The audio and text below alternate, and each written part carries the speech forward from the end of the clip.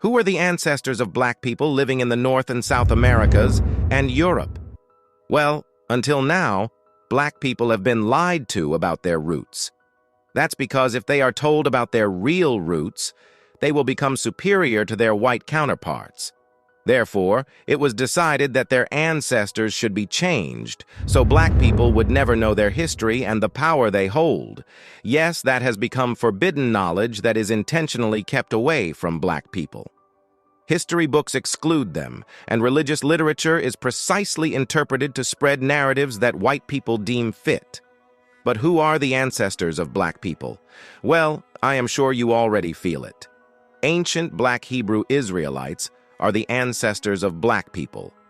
But how? And why have they hidden this knowledge? In this video, let's talk about it. The Black History Archives. Most black people in the Americas and Europe have been brainwashed to think that they are the descendants of African slaves. By doing so, they are reduced to being children of former slaves who should now be grateful for the lives they have now. And unfortunately, deep down, many black people stop at this point, not going beyond to find their true ancestry. However, the reality is that the African tribes selected by the slave traders were actually the descendants of ancient Black Hebrew Israelites, living in places that were told to be the center of the Hebrew community. While it's true that black people's ancestors were ancient Black Hebrew Israelites, which we will explain more within a moment, the ancestry traces back to various instances. In other words, some black people are direct descendants of the Hebrew Israelites who were enslaved in ancient Egypt and were led out by Moses, as mentioned in the book of Exodus. At the same time, some black people are the descendants of the son of King Solomon, the king of Israel, and Queen Sheba of Ethiopia. Additionally, some black people are the descendants of the 10 lost tribes. But let's analyze each case. The first argument is that the slaves led by Moses in ancient Egypt were Black Hebrew Israelites, and that today's black people are their descendants. This is based on interpretations of biblical texts, especially from the book of Deuteronomy. This viewpoint centers on Deuteronomy 28, which contains prophecies outlining specific hardships and trials destined for the Israelites if they deviated from God's commandments. Deuteronomy chapter 28, verse 32 predicts, "Your sons and daughters will be given to another nation, and you will wear out your eyes watching for them day after day, powerless to lift a hand."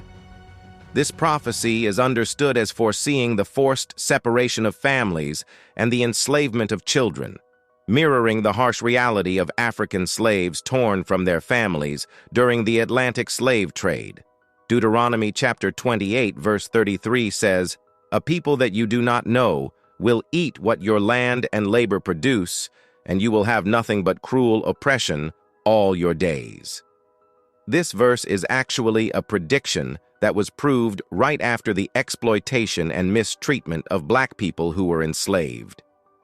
Deuteronomy chapter 28, verse 36 states, "The Lord will drive you and the king you set over you to a nation unknown to you or your ancestors. There you will worship other gods, gods of wood and stone." This prophecy is seen as predicting the captivity and exile of the Israelites to distant lands, where they would be compelled to adopt foreign religions and cultural practices. This prediction proved right when millions of Africans were enslaved and converted to Christianity, which was the religion of the slave masters. They were taken to distant lands, which are the Americas and Europe, where they knew no one and did not know how to return home. Most people today think that the predictions in Deuteronomy were already fulfilled before the enslavement of Africans and cannot be expanded. However, after you carefully read these verses, it becomes clear that the transatlantic slave trade was already predicted.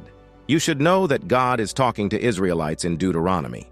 And when we see who fulfilled the prediction, it becomes a de facto fact that African slaves were the subject of Deuteronomy, creating a link between ancient Hebrew Israelites and them.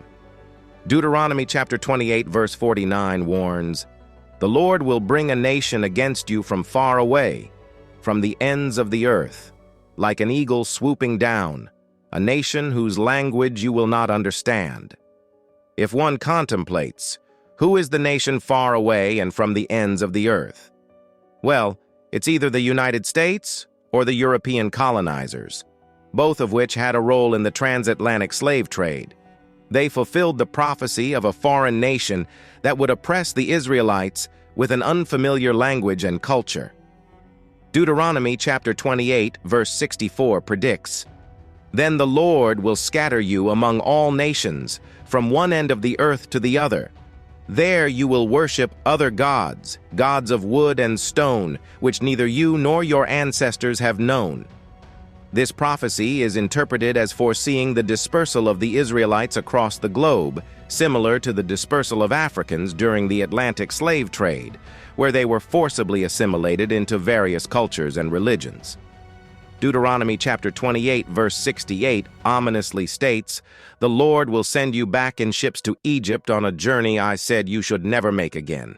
There you will offer yourselves for sale to your enemies as male and female slaves, but no one will buy you." This verse is often interpreted as predicting the enslavement and transportation of the Israelites on ships, a chilling parallel to the Atlantic slave trade, where Africans were transported across the ocean and sold into bondage under dehumanizing conditions. Here's a reminder to please support us so we can make more videos for you by subscribing to our channel and giving the video a like. We want to build a strong community, and we need your support. Let's continue now. Then comes the later contact between Israel and Africa. One of the most famous biblical stories connecting Israel with Africa is the visit of the Queen of Sheba to King Solomon, described in 1 Kings chapter 10, verses 1 to 13. When the Queen of Sheba heard about Solomon's fame and his relationship with the Lord, she traveled to Jerusalem to test his wisdom. She arrived with a grand caravan carrying spices, gold, and precious stones. Solomon answered all her questions and displayed the splendor of his kingdom.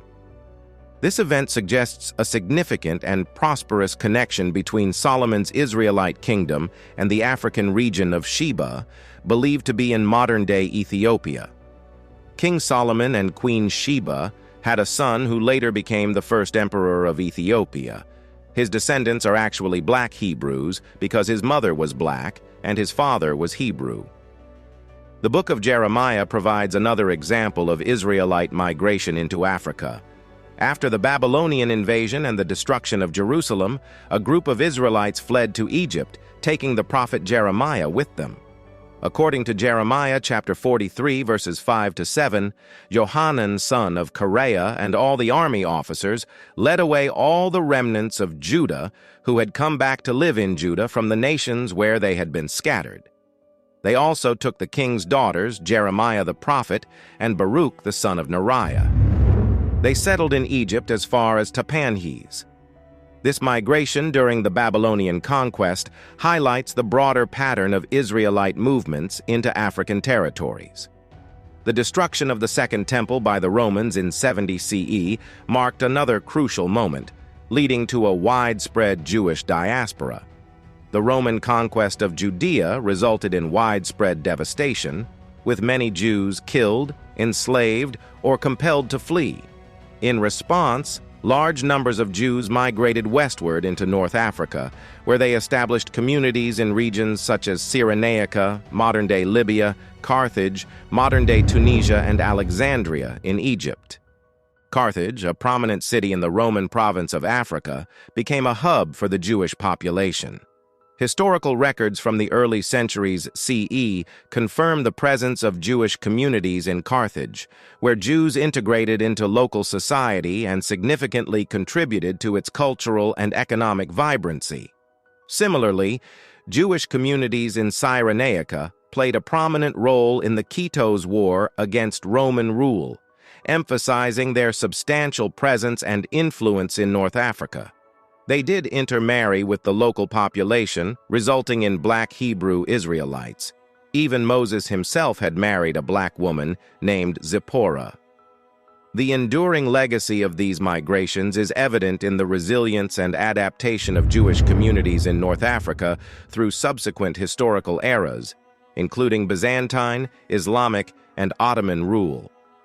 Despite substantial emigration to Israel and other regions during the 20th century, remnants of these ancient communities persist in parts of North Africa today. According to some accounts, Jewish communities may have migrated into West Africa, possibly following routes through Egypt and the Nile before settling in areas around the Niger Delta. This migration theory suggests that over centuries, Israelites dispersed and eventually settled in these regions. Among the Igbo people of Nigeria, oral traditions persistently claim descent from ancient Israelites, emphasizing a deep belief in an Israelite heritage rooted in West Africa. The expulsion and persecution of Jews from Spain and Portugal during the Spanish Inquisition and Portuguese Inquisition had a profound impact on Jewish migration patterns. Faced with forced conversion to Christianity and the threat of expulsion, many Sephardic Jews sought refuge in North Africa, the Ottoman Empire, and the Americas. Historical accounts indicate that a significant number of these Jews also migrated to the west coast of Africa. There, they assimilated into existing local communities or established new settlements, contributing to the cultural and religious diversity of the region. The transatlantic slave trade, spanning from the 16th to the 19th centuries, remains a haunting chapter in human history, characterized by the forced migration of millions of Africans across the Atlantic to the Americas. Amidst the brutality of this trade, a belief persists that it was not merely about labor and exploitation, but also aimed at targeting what some identify as the House of Judah, descendants of Israelites. This assertion draws from historical and geographical links indicating that many enslaved Africans were from regions in West Africa where Jewish communities lived. In West Africa, the areas from which slaves were captured often coincided with territories historically associated with Jewish settlements. This geographical overlap supports the contention that among those forcibly taken were descendants of Israelites. Christianization emerged as a pivotal aspect of European colonial strategy during the transatlantic slave trade. Enslaved Africans endured systematic efforts to convert them to Christianity, serving dual purposes for the colonizers, exerting control over the enslaved population and imposing a dominant cultural framework. Supporters of the theory that the House of Judah was targeted argue that these Christianization efforts were designed not only to enforce religious conformity, but also to erase indigenous identities, including any vestiges of Israelite heritage. The African slaves that reached North and South America and Europe were, therefore, descendants of ancient Black Hebrew Israelites who were fulfilling the prophecies. And now, the modern-day Black people, who mainly trace their ancestry back to Africa, are therefore descendants of ancient Black Hebrew Israelites. Until now, what were your beliefs about your ancestry? Do you think that Black people should just stop at knowing that their ancestors were slaves? Or should they go back to know that those who were enslaved were actually the beloved people of God, the Hebrew Israelites? In the comment section right below, share your thoughts on your ancestry, and let's engage in a healthy and constructive discussion. Would you like us to make more videos? If yes, please support us by subscribing to the Black History Archives and clicking the bell icon. You can check out more videos on our channel too.